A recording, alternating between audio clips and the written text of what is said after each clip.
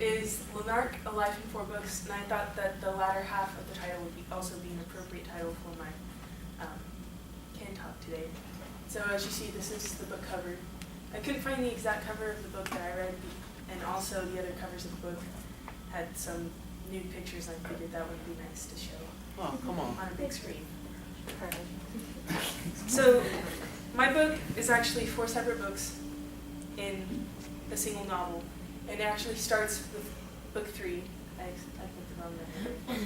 And so basically there's this guy, Lanark, and he's kind of an outcast from society, and he walks into this cafe, and he meets this group of people. They're like the popular people, and he develops a condition named dragon skin, which starts to set him apart from the group of popular people. This reflects our modern society because we kind of set people who are different from us on a separate platform. We keep them separate from us. We don't like to associate with them. We don't like to be considered similar to them.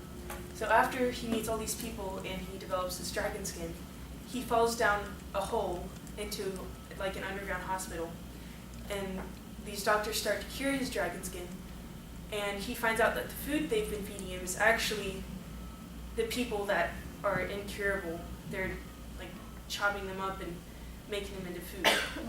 And this also reflects our society because, again, we take the people who are different from us and set them aside. This is an extreme version of that, but this just shows that this is reflecting our society.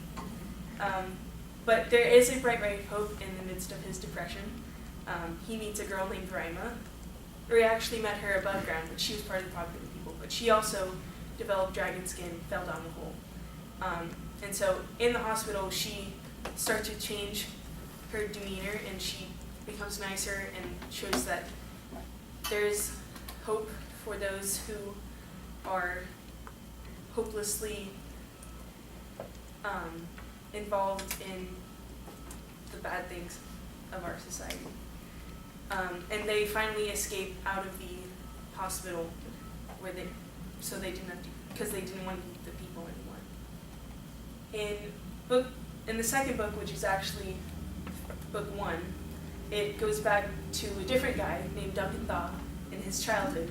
He basically had a really depressing childhood. His mother died, and he has a sister, but he doesn't get along with the sister very well, and they have kind of a weird relationship.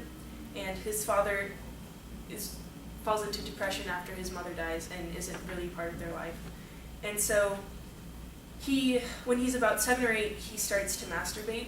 He doesn't realize that what it is and that it could be that it's a bad thing to do.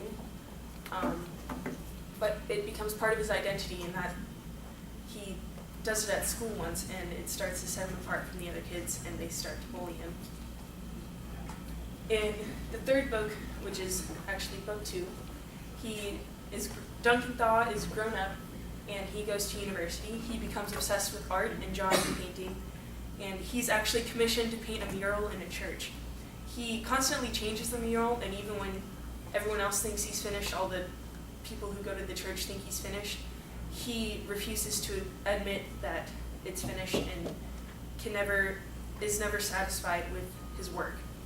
And so he's constantly changing it. And finally, the priest forces him to stop because he wants to have a normal service in his church. This again reflects our modern society because it shows the pressure we have to conform and the pressure that we have to stop being different and stop wanting to perfect ourselves. And finally, at the end of this book, Duncan Thaw commits suicide due to the pressure of all his artwork and the priest kind of bullying him to stop. In the final book, which is book 4, it's the end, Lanark and Rima have escaped, and they want to start a life together.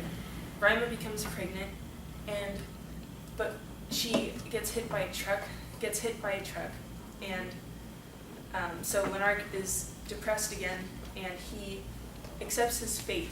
So he sits to the end, and he's willing to die. He's ready to die because he doesn't have anything else to live for because Rima and the baby have died. And so this reflects society because he again, is forced to conform, and that he, once the bright ray of hope in our life is gone, we don't have anything to live for. This book was kind of weird because I thought that Duncan-Thaw and Lanark were the same person, and then you find out that Duncan-Thaw committed suicide, so they're not the same person. But they do parallel each other in their depression. If I were to include this book in the BO curriculum, I actually probably wouldn't because it's a little disturbing.